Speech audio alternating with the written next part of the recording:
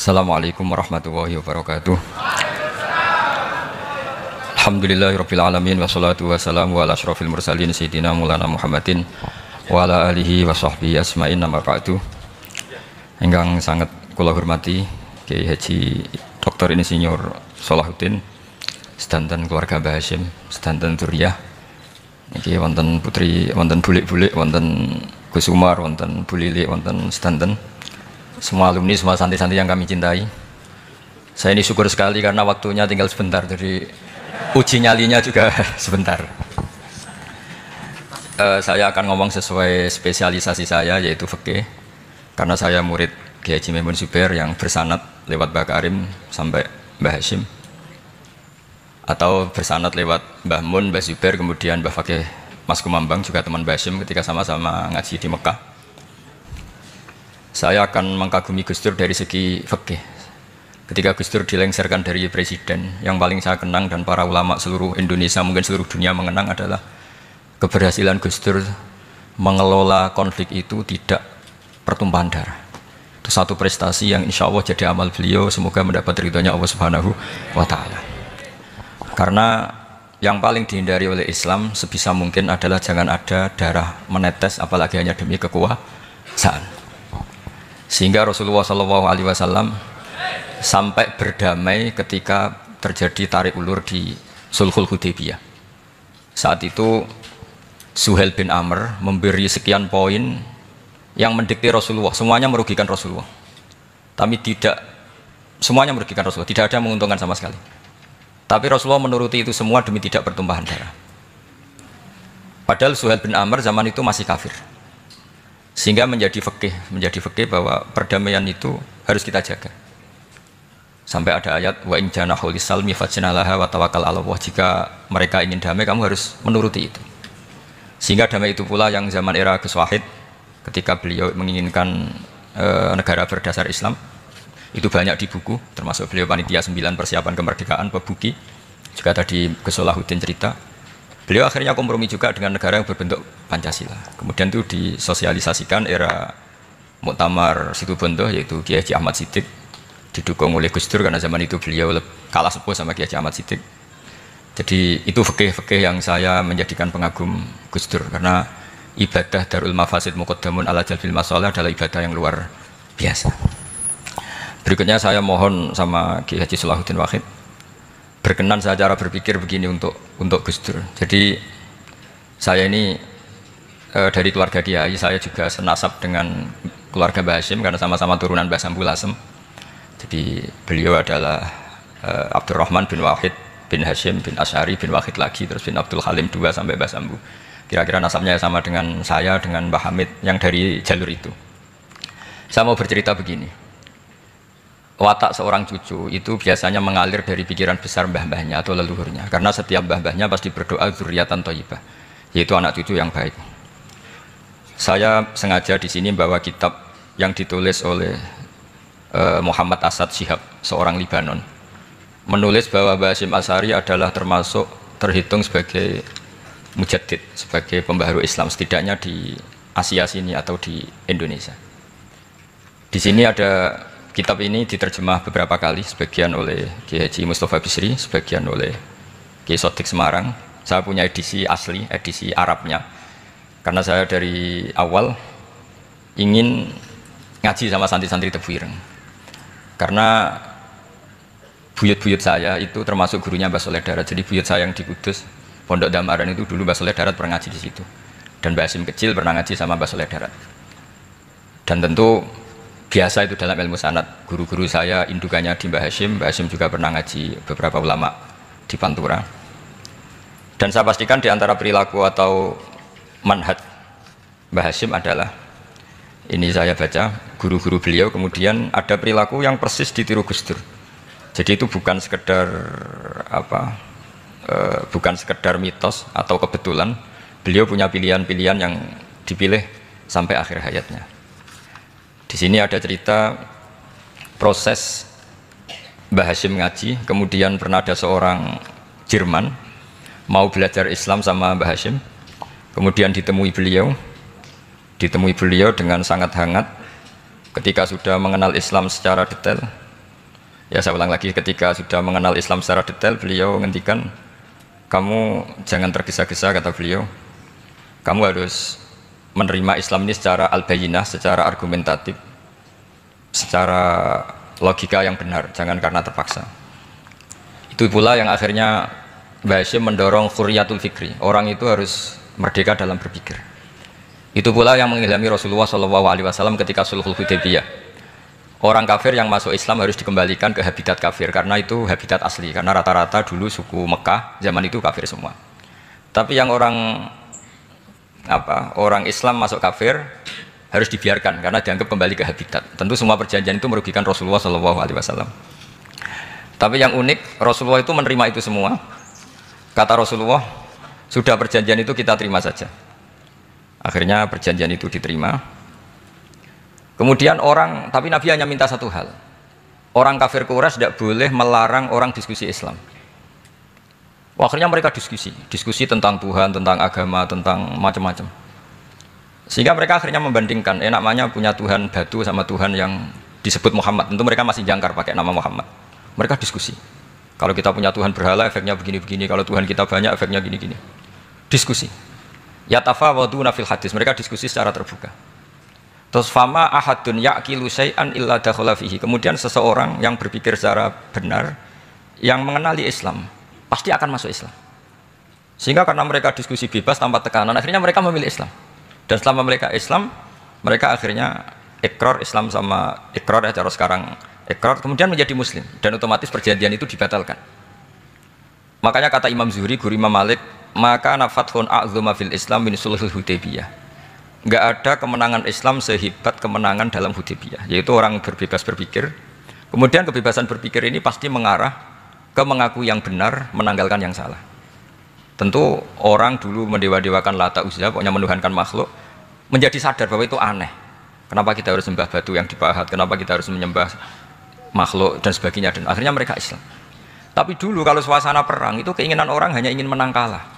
Jadi yang kafir itu hanya ingin menang. Pokoknya jangan sampai kalah, nggak pernah berpikir Islam itu apa. Di mana-mana perang itu ya pikirannya menang kalah. Tapi setelah nggak ada perang, meskipun segala perjanjiannya merugikan Islam, orang akan berpikir secara objektif. Makanya fama ahadun yaqilu syai'an illa dakhala fihi. Tidak ada seseorang yang berpikir tentang Islam kecuali akhirnya masuk Islam. Sehingga itu disebut maka nafathun a'zama fil Islam min sulhul Hudaybiyah. Nggak ada futuhat yang sebesar sulhul Hudaybiyah. Ya, kitab ini namanya Wadi'ul Labinat Istiqlalil Indonesia. Mungkin santri Tebireng mungkin lebih tahu ya, karena harusnya lebih tahu. Jadi kalau tahunya baru sekarang ya rada innalillahi wa inna ilaihi rajiun. Jadi saya tidak perlu bangga lebih tahu, karena memang seharusnya Anda lebih tahu. Kalau tidak ya keterlaluan. Ya namanya itu Wadi'ul Labinatil Istiqlal al Indonesia. Ini saya baca, tapi ini demi Gus Dur, artinya bahwa pilihan-pilihan itu mulai ada zaman Mbah Hasyim Asy'ari. Saya baca satu-satu ya, mulai kredibilitas ilmu beliau, karena dalam Islam itu harus ada sanad. Saya pernah ditanya seorang ilmuwan, Pak Bahak, kenapa Islam itu harus ada sanad? Kita kan orang cerdas, kan bisa berpikir sendiri, ngapain nunggu pikirannya orang-orang gitu. Terus saya bilang, agama itu agamanya Allah dan Rasul. Kalau pikiran kamu namanya agama kamu, bukan pikiran agama, kata saya. Kalau kamu punya pikiran, yang namanya pikiran kamu, tidak agama. Kalau agama itu harus bersanad. Jadi pikirannya Mbah Hasyim sama dengan pikirannya Mbah Mahfud pikirannya sama dengan Said Abi Bakar Sato sama dengan Sayyid Zaini Dahlan, dan seterusnya sampai logika itu sampai Rasulullah SAW. Saya beri sekian contoh. Pikiran yang kita ciptakan bisa salah, misalnya begini. Dulu misalnya Nabi pernah bersabda, al-qatil wal maqtul finnar, pembunuh yang dibunuh sama-sama neraka. Jadi idal takol muslimani bisayfihima fal qatil wal maqtul finnar. Jika dua orang muslim bertemu sama-sama bawa pedang, maka yang bunuh maupun yang dibunuh itu sama-sama masuk neraka. Makanya kita harus syukur sekali Indonesia itu paling menghindari membunuh, karena kalau sesama muslim membunuh itu ancamannya berat, sama-sama masuk neraka. Bukan sekedar diboyong dari pondok Tebireng, itu neraka gitu. Kalau dibayang pondok gampang, nanti pondok lain gampang. Terus logika sahabat begini, hadza al-qatil fama balul maqtul. Oke ya Rasulullah, kalau al-qatil masuk neraka namanya pembunuh, oke kita terima. Tapi fama balul maqtul, lalu dosanya yang terbunuh itu apa? Wong dia korban kok dia dibunuh? Apa jawabannya Rasulullah SAW? Jawabannya innahu kana harison ala qatli sahibi. Sebetulnya dia juga mentalnya pembunuh, cuma nasibnya terbunuh. Jadi seperti misalnya sampean hasud saya, itu nggak perlu disakeni. Sebenarnya sampean inginnya ya menggusur saya, cuma nasibnya tergusur gitu. Makanya kalau ada orang rebutan pacar kok kalah itu udah usah disakeni, sebenarnya mentalnya dia perebut gitu. Cuma nasibnya kalah gitu loh. Jadi apa ya? Ya tadi. Ya ini penting ya, penting sekali. Itu jadi sebetulnya ketika duel itu semuanya kan mentalnya pembunuh. Maka dia nasib saja sebagai maktul, tapi mentalnya pembunuh. Karena dia mentalnya, niatnya, komitmennya pembunuh, maka dia sama-sama di neraka. Maktul itu fakta, faktanya terbunuh, tapi mentalnya pembunuh. Sehingga hukumannya sebagai pembunuh. Sama kalau sampean berebut itu mentalnya ya perebut. Cuma nasibnya kalah atau terebut. Itu soal nasib. Ini saya baca dulu ya guru-guru Mbah Hasyim supaya clear. Selama ini yang dikenalkan beliau ngaji sama saya Mahfud, saya Khotib Minangkabau. Ini di kitab ini. Saya baca sesuai harokat yang ada di kitab ini. Nanti kalau sampai tidak cocok karena beda madhab, ya nggak apa-apa asal pinter saja. Karena baca kitab itu unik. Kadang-kadang satu guru sama guru yang lain itu beda-beda. Dan biasanya guru itu nggak mau kalah. Mbah Mun tuh sering cerita, ada kiai maknani wati ini lan wit alu. Itu muridnya gerutu karena pernah mondok itu kok nggak gitu. Pak guru, di kitab saya maknanya itu pohon elu. Lah iya cung wit elu kena gua alu kata guru. Gurunya karena gurunya nggak mau kalah. Itu. Ada yang guru itu salah baca wal jarodin lan lawang. Muridnya nggak terima. Pak Yai saya pernah ngaji itu maknanya walang. Lah iya walang sing ning lawang cung. Itu memang kasus makna-makna di Jawa itu banyak. Karena awalnya memang wis rodok bodoni. Kenapa saya bilang bodoni? Yang bilang Mbah Mun makna Jawa ono bodoni ini. Karena watin itu kan nggak ada di Indonesia. Tapi kiai itu malu kalau gak iso maknani. Akhirnya wati ini wet elu. Tanyakan orang pakar ahli Jawa ya tidak tahu lo itu apa. Pokoknya butuhnya kiai itu ada lafaz ya ada maknanya. Padahal jenis itu nggak ada di Indonesia. Seperti haudat itu maknanya kiai Jawa sekedup. Sekedup itu rumah kecil yang ada di Unta zaman dulu. Di Jawa ada enggak? Tidak ada. Kalau kamu tanya orang Jawa ini apa namanya? Namanya ya rumah kecil di atas Unta. Tapi kiai Jawa dulu punya makna namanya apa? Sekedup. Jadi kiai Jawa itu luar biasa improvisasinya. Ya rodok bodoni gitu. Lah yang sering bodoni itu bab halal haram, tapi bodoni apik. Ya tidak semua bodoni itu buruk, kadang wajib. Betul ya? Ini sama tergesola. Ini karena keahlian fikih saya juga barokahnya Mbah Hasyim Asy'ari supaya beliau senang. Beliau senang karena para nabi, para wali, para ulama itu tidak meninggal. Tadi kalau Mbak Anita bilang wafat itu kalau dalam bahasa Arab wafa yafi wafaan itu maknanya nuhoni. Nuhoni itu sudah memenuhi. Jadi sebenarnya memang nggak pernah ada orang mati itu. Jadi kita punya jatah umur, jatah rezeki sudah terpenuhi semua. Namanya wafat. Dari kata wafa yafi wafaan, sesuatunya sudah penuh maka diambil. Kalau roh sendiri nggak pernah meninggal.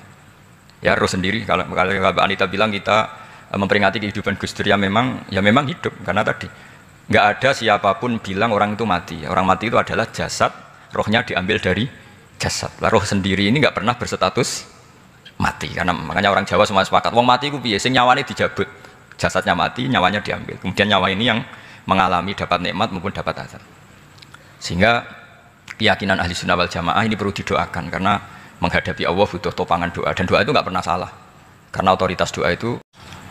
Terus ini cerita akhirnya orang ini sampai masuk Islam. Ketika masuk Islam di antara pesannya Mbah Hasyim, saya ulang lagi di antara pesannya siapa? Mbah Hasyim itu beliau bilang kamu harus dipikir-pikir lagi katanya. Itu kan satu kearifan Mbah Hasyim ini saya baca karena saya takut ditegur ini. Saya juga nunggu surat kok tidak datang ini kok supaya cepat selesai. Ini bebas. Kalau ada surat malah kebenaran ini karena sudah mulai nyari-nyari. Ya jadi saya mohon nanti kitab ini bisa dikaji di sini. Nanti saya tinggal di sini ada cerita-cerita sampai beliau berteman orang Eropa terus beliau macam-macam sampai terus saya teruskan. Suma arsalatku syirka ila Indonesia 1929 wa tanaqala fi katsirin minal mudun wa kata akhiran fi madinati Surabaya bi Jawa Syarqiyah wa min huna bada'atil hidayah wa taufik taqudanihi ilal khairi hadas lautil hadis fil amil alladhi yakti fatratas tirab. Jadi orientalis tadi ketika berteman Mbah Hasyim lama-lama tertarik oleh Islam. Ketika mulai tertarik dengan Islam wa sya'ara bil istiqra aruhi wal amni tam wa kaifa ya'budu rabbahu ibadatan hakikiyah. Terus mulai tertarik dengan Islam, terus konsultasi sama Mbah Hasyim. Jadi tertariknya barokahnya Mbah Hasyim. Orang ini kemudian wabakiyal muhandis itu insinyur Karel von Schmidt di Indonesia hatnan talatil harbul alamiyah sehingga perang dunia kedua selesai, wa indama qawamal Indonesiun di hukmi al-Hulandi fi harbil istiqlal am wa kana muhandis fi sufufil Indonesian tafahu islamuhu li syarika sak terus. Terus ini saya cerita, jadi Mbah Hashim pernah mengislamkan orang Belanda, orang Jerman, orang apa? Orang Jerman, terus orang ini hidup di Hamburg sampai akhirnya beliau dakwah Islam di sana. Jadi ini apa? Ini pentingnya supaya sampean tahu bahwa Tebu Ireng mulai dulu adalah komunitas internasional. Ya, Tebu Ireng mulai dulu adalah komunitas internasional. Jadi terus ketika ngadepi Indonesia yang dijajah, ya Indonesia yang dijajah, ini Mbah Hashim bersama kawan-kawannya sepakat iktikaf di Multazam. Ini saya baca ya. Wa akhiran istama'a ma'a nukhbatin min haula'i talaba min zalama alaihi al-had Muhammad Hashim ala ayata'ahadu wa yaqumu bi amalin fi lailatin lailan min laili syahri Ramadan. Al-mu'azzam istama'a haula'i talaba waladina yantamuna ila iddati qawamiyatin. Qawamiyah itu kalau bahasa sekarang perlawanan min Afrika wa buldani janubi Asia, Asia Tenggara, wa Asia Wusta, Asia Tengah, wal buldan al-Arabiyah. Wa kana al-had Muhammad Hashim Asy'ari ahadahum. Wa waqafu jami'an amamal multazam bil Ka'batil musyarrafah. Wa ahadu wa aqsamul yamin ala yakum bil jihad fi sabilillah li ilahi kalimatil Islam wa tauhidil muslimin bin nasril ilmi wa tawiyah wa tafaqquh fiddin talaban lil mardatillahi ta'ala la yarjuna min wara'i dzalika malan wala mansiban li anfusihim. Jadi sebelum beliau pulang ke Indonesia, itu komunitas Asia Tengah, Asia Dekat, Asia Jauh semuanya dijajah karena Mesir dijajah Prancis, yang Burma dijajah ini, yang Indonesia dijajah ini, semuanya berdoa di Multazam. Intinya Mbah Hashim itu patriotik betul. Tapi ya religius betul. Beliau berdoa di Multazam. Beliau menyanggupi siap jihad melawan penjajah, tapi saat itu juga berikrar kalau semua itu tidak untuk nyari pangkat. Makanya saya yakin Gus Dur adalah orang saat jabat presiden karena supaya Indonesia tidak chaos. Buktinya apa? Ketika beliau dilengsarkan ya santai saja. Wong ngajine wa mal hayatud dunya illa mataul ghurur, jadi ya santai saja itu. Enggak jadi masalah. Terus kitab ini menerangkan, ini saya baca ya. Li khidmatid duwal alladziina laha musta'maratun. Musta'marat itu dijajah mislu Holanda wa Inggris wa Rusia wa Pernisa wa fiadal amri bidzat ara ana alal muslimin wal mas'ulin khususan. Ini intinya ulama-ulama yang dari timur jauh kemudian sowan ke Mbah Hashim minta fatwa karena negara-negara mereka juga dijajah. Jadi dulu orang dari Jerman, dari mana-mana belajar Islam juga sama Mbah Hashim. Yang negara-negara Asia Timur, Asia Dekat itu juga kalau konsultasi apa kemerdekaan juga sama siapa? Mbah Hashim. Jadi uniknya kitab ini ditulis oleh orang Libanon. Jadi orang Libanon itu saking penasarannya sama Mbah Hashim Asy'ari itu datang ke sini. Ya datang apa? Datang ke sini untuk belajar sama Mbah Hashim. Dan di antara belajar itu kemudian sampai sini ternyata tamu-tamunya Mbah Hashim dari berbagai negara. Mulai yang konsultasi cara memerdekakan negaranya karena mengalami dijajah sampai cara belajar Islam yang benar. Termasuk tadi yang Karel von Schmidt tadi yang masuk Islam karena konsultasi sama Mbah Hashim, padahal dia orang Jerman. Terus diantara kelebihannya Mbah Hashim ini juga ditiru Gus Dur. Wal haji Muhammad Hashim la yajidu kharojan ayuna kisau sami' wal mukhatab bal yurahibu bidzalik. Mbah Hashim orang yang enggak tersinggung ketika pendapatnya ditentang atau digugat oleh lawan bicaranya. Beliau santai, tidak apa. Terus ya tidak berontak, ya santai aja. Enggak terus angger dibantah, oh membantah kiai kualat. Enggak, itu enggak ada sanadnya. Nah ini saya pastikan ya bahwa kehebatan Gus Dur itu kita nggak lepas dari barokahnya siapa? Mbah Hashim. Sekali Rasulullah SAW sebagai Sayyidul Khalqi, Sayyidul Anbiya al-Mursalin, beliau yang ngakui ana da'watu Ibrahim wa bisyaratu Isa. Aku hebat ngene iku barokah dungane Nabi siapa?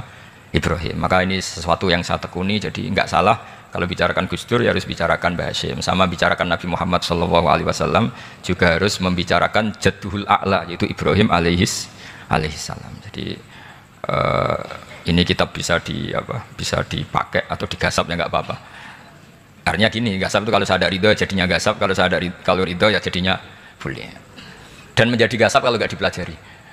Ya, jadi kalau enggak terus tinggo jimat itu kitab Gus Bah sakti, wah ya repot makanya ini. Nah kalau dipakai itu gasap. Tapi kalau nanti didiskusikan sama teman-teman, kemudian menjadi baik, menjadi luar biasa, saya ikut ngamal. Terus saya ulang lagi, saya teruskan. Ittisolatuhu. Ittisolatu itu komoditas beliau.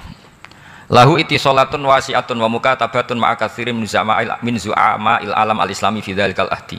Bianhum Asy Abdul Aziz As-Salibi wa Sayyid Diyauddin wa Syairozi Adwil Injil al terus. Beliau punya perkawanan besar di komunitas internasional, termasuk Syekh Muhammad Abdul Karim Al-Khattabi wa Sayyid Alawi bin Thohir Al-Haddad, Mufti Sultanati Johor.